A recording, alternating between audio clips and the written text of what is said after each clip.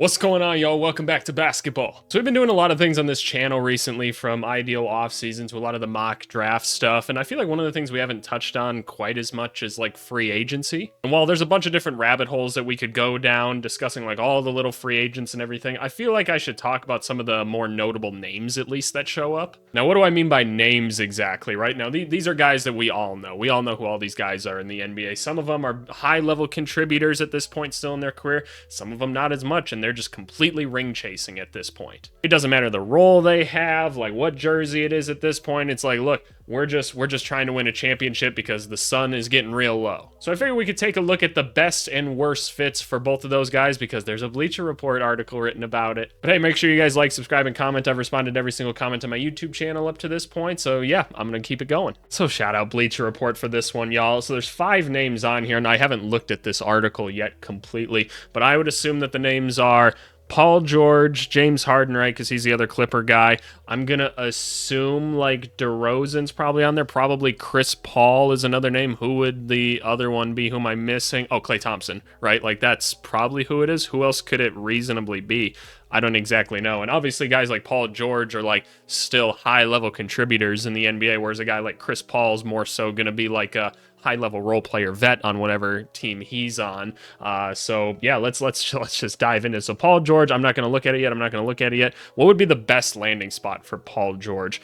As much as I'd just like to say it's the Clippers, I don't really think that that's true, in all honesty. This Clippers team well, we haven't seen it work, right? Like, this team's been together for how long, and what do we really have to show for it? And given, have they really had a true attempt at it even? Like, not really. Like, during this season, at the very least, when, like, Harden, Kawhi, and PG were playing, like, they were going pretty good there for a while, and they were looking like true contenders, and then Kawhi just kind of mysteriously went down with injuries again. By the way, I saw he cut his braids today. That was kind of interesting, or the cornrows more so, excuse me. But I don't know, like, this team doesn't seem to work. And while it makes sense for Paul George to stay with the Clippers because like he's got all his business stuff there, he's more of a local and everything, he can get more money with those guys. Like, if he's really wanting to win a championship, like, I could see him, he can't go to like a Miami or something like that. Do they do like a sign and trade with like the Knicks or something like that, or just sign with Philly? Is that kind of what we're thinking? What do these guys think? Yeah, the New York Knicks. Here's the cool thing about Paul George, and I'm going to go in on it. I'm going to make an interesting little comparison here for you guys as well. I think Paul George is an all-star role player, and here's what I mean by that. Like, he's an all-star level player, no doubt about that. Phenomenal basketball player. Paul George can mold himself into like whatever role people need him to be. Like, he's a high-level defender, he's a high-level distributor. He can create in isolation, go get his own shot. He's a good floor spacer. Like, he can play a multitude of positions, guard a bunch of different type of people. And you know, there's problems with that sometimes. Sometimes you just want a straight up dog that is just going to go be that leader, like take an Anthony Edwards, Steph Curry type, something like that, right? But as with Paul George, he can kind of just fit in around other stars pretty well, and hopefully he can make it work in whatever fashion that he needs. I actually think that Jason Tatum and him are very similar players in that sense, and I know Celtics fans are going to come at my throat for that one, but I think Jason Tatum's just kind of the next coming of like that all-star role player, and that's still a good thing.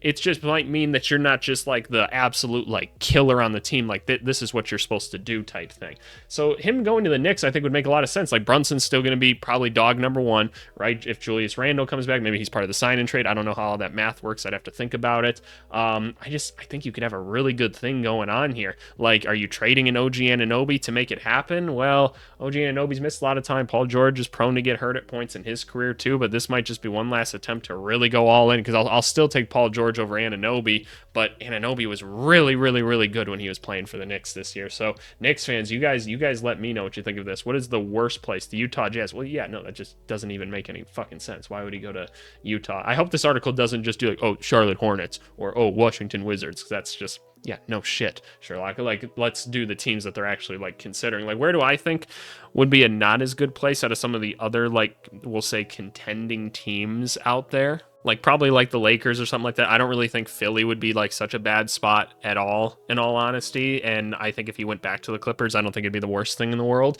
Like, that's just kind of the thing with Paul George. He can fit anywhere. It's just got to be somewhere where they can win at the end of the day. Next up, we have James Harden. Oh boy, where does James Harden fit best? Let's just assume for a second all the other boys are coming back to the Clippers, then it's probably the Clippers, right? That's what probably makes the most sense. He had some success there this year. He's got some familiarity with the role. What is going to happen if James Harden leaves again? Like, who takes on James Harden? Like, we haven't even heard a rumor and like about him going anywhere else. That's how like uninterested I would presume teams are at this point, and like the whole James Harden thing. Like, look, James Harden's still a good basketball player at the end of the day, but it's like, holy shit, dude, I just like I can't witness you getting passed around like a blunt that much more. Like, this shit's just crazy to me. So I'd have to assume the best team is the Clippers. Who is it? Yeah, okay, it's the Clippers. Yeah, like that's where you can get the most money. You can still theoretically compete for a championship and everything. So that makes the most sense to me. Like, what would be like the worst team to send him to? Oh, well, it's Philly, right? It's if it's not Philly, then this is wrong. Yeah, it's Philly.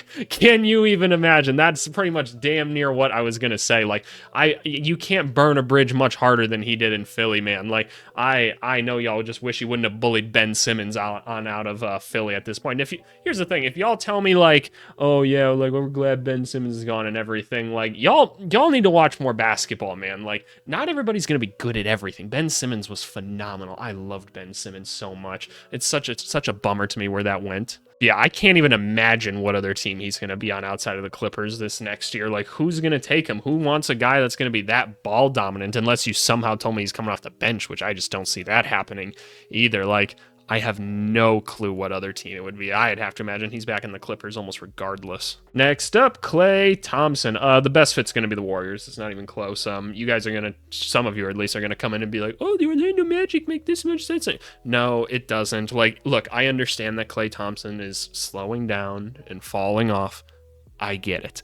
All right, I get it. Here's what you guys need to realize. Like, if the Warriors want to win another championship, they're going to have to do it with system, because they're not going to come in and bring in like 2 more all-stars or something like that, right? They got to win with a system, and they got to hope that these boys get hot again. And you might be saying that's a hopeless endeavor. It's not a hopeless endeavor. Like, these dudes are how many times of NBA champs? Like, they could still get hot again. You get them just into the playoffs. They get hot at the right point. All of a sudden, they're still the Warriors again. Nobody ever did figure out how to really stop these guys, right? Only injuries ever stop these guys. And obviously, they're slowing down now, and that's just what's happening. But at the end of the day, nobody's completely replicated Warriors style basketball like the Golden State Warriors have. So that's going to be the best system for him. He's still going to get his looks. He's still going to be asked to move around and do all those things. Like, what, you're going to throw him on Dallas and just ask him to just kind of sit there in the corner or something like that? So I don't know. That just doesn't seem really worth like his time or anything. So I'd have to imagine it's the Warriors. It just, look, Klay Thompson's still a really, really good basketball player. I think it makes sense to mortgage the future a little bit more. I see Kuminga in the background here. Sorry, Warriors fans. Like, if it were me and I'm running the team, I think you owe it to the 3 and everything you've done to just do as much as you can to put the best Warriors basketball system fits around the team and just run at it one more time. And, well, basically a year or 2, because as soon as that Curry contract is up, man, all bets are off at this point. Like, I'm not saying Curry's going to go anywhere, but that's kind of the line where it's like these guys are like out of gas, right? Because you assume Curry can still do it for a little while longer. If you can just pull a little bit out of Klay and you just put the right guys around them, get them a true center for this team, get them some more floor spacers, things like that, other guys that can plug into the system, I think they'd be fine. Who are we going to say is the worst? Oh, I didn't guess, but Detroit Pistons, well, yeah, okay, yeah, no shit. Like, he's just not going to go to a losing team. Like, plug in them, Charlotte, Washington, things like that. I know the report came out today is when I'm recording this, that they're like, oh yeah, Klay Thompson's like looking at free agency and everything. It's like, yeah, no shit, guys. Like, what big time free agent hasn't like explored their options? It's honestly more rare when they're just like, no, I'm just going to sign with them and not going to do anything. Like, use this stuff for leverage tactics, right? And do it for XYZ, right? They want to just explore. They want to have fun in the free agency process and yada, yada, yada. Like, the sales process is the same. And these teams, at the end of the day, like the Orlando Magic, like, yes, they'd probably like to have Klay Thompson and everything. They'd also like to sell the tickets of having Klay Thompson on the team and everything. So, of course, they're going to offer him. I personally think he's still going to be on the Warriors, but that's just me. I don't know. I don't see him leaving. Next up, DeMarvelous DeRozan. All right, this is a Bulls fan now talking. I love DeMar. I love, as a Bulls fan, I like all the dudes on the team. Like, I don't really have a problem with any of the dudes on the team. I don't like the conglomeration of players on this team. And I actually like Billy Donovan too. For those of you that are curious, and if you want to be comment warriors about it, ask for like a link to the Discord and we can talk about it. Why I like Billy Donovan or whatever. But this team just was never going to be good. It didn't ever make sense. When Lonzo Ball was kicking and everything and the defense was just humming, I couldn't believe it either. I was like, how is this happening? But it fizzled out as soon as Lonzo went down. And so you're kind of just left with these pieces then that we know don't make any sense together. They're going to try to make it work still. Doesn't really make sense. I'd rather just go see DeRozan like on a better basketball team.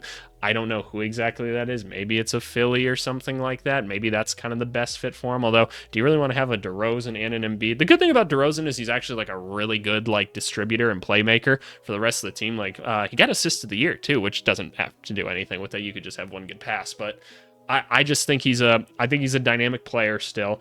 I don't know how he converts to playing around a couple other star players at this point. I'd be kind of curious about it, but like throwing him on the Knicks doesn't make a ton of sense to me. The Sixers isn't probably the most ideal fit in the world, so I don't know where you throw him. Is he like a backup on like an OKC or something like that, so he can just go get you some buckets in this drive and kick offense? He'd probably actually fit pretty well in that, now that I think about it. Do you throw him on like the Timberwolves or something for a little bit cheaper? I don't know. I feel like he's going to want a decent contract still because he's still a really good basketball player, but who do they see him going to? The San Antonio Spurs, a reunion, if you will. So let me think about that. Him next to Wembanyama, I don't like hate it necessarily. I don't think it's like the most natural fit in the world, but DeMar DeRozan at this point in his career isn't the most natural fit in really anywhere. You kind of have to be a little creative. Honestly, I think the OKC one's the only one that makes a lot of sense. Yeah, they kind of touch on like the assists and everything. I think that makes a lot of sense. He performed really well passing wise when he was in Pop's offense before, and that's what really got him started on this whole playmaking thing. So that'd be interesting. I could see why San Antonio would want it because they're definitely going to try to prioritize getting some more vets on the team next year, I would have to presume. So I could see that. Oh, and worst landing spot, Charlotte Hornets. Yeah, no shit. The smug answer would be the Chicago Bulls. Yeah, but like he still performs well there, even if the team doesn't. So yeah, I wouldn't say it's like the worst fit for him to be on the Bulls. Like he's had a lot of success there. Did he make an All-Star team with us? I believe he did, right? Especially that first year, maybe 2 years. I don't even know. I don't even remember. As a Bulls fan, I'm trying to repress the past couple of years because our GM doesn't want to do, or not our GM, our owner just wants to sit in mediocrity and live off the Jordan era and be like, well, I tried to win a championship when we had Derrick Rose, and look what happened. So, you know, whatever happens now. So, you know, whatever. And Chris Paul, I got him all right. All right, awesome. That's just a little notch in my belt right there. But so what's the best fit for him? Probably the Lakers, right? I would presume the Lakers are going to lose D'Angelo Russell. That's just my presumption. I've got some ideas for where I think D'Lo can go, but I think his services are going to be pretty highly coveted. I'm not saying Chris Paul is going to be the starter by any means. They're going to have to figure something else out for that. But him and LeBron together sounds cool, makes some sense. Like LeBron likes playing with other smart people. Let's assume JJ Redick gets that job. I know he would love to have a reunion with Chris Paul and have him on his team. So I think that could be a really, really cool dynamic. You could have three of the best just basketball brains under one rooftop at that point, which would be kind of cool. I don't know how much more value Chris Paul adds outside of just like general stability at this point in his career, which is nice to have in a backup point guard, don't get me wrong. So I would have to presume, yeah, it's the Lakers. Okay, yeah, no, it makes sense. Like I don't think it makes a ton of sense for him to go back to the Warriors or anything. Obviously, they're just gonna like release his contract and everything. I'm sure he'd like to just make his like $30-something million on the Warriors and stuff like that. But honestly, he's made so much money between his career and fucking State Farm. Maybe he's just like, nah, let me just get my best chance at a ring possible. What if minimum contract Denver Nuggets? Tell me that's not a great fit. That's a better fit. Minimum contract Denver Nuggets. Because let's be honest, he's probably taking a minimum contract somewhere, right? Go to Denver. They need a backup point guard. That'd be awesome. Him and Jokic playing off each other. That'd be so cool. Oh, that's what I want to see. Okay, what's the worst fit? Probably the Warriors, right?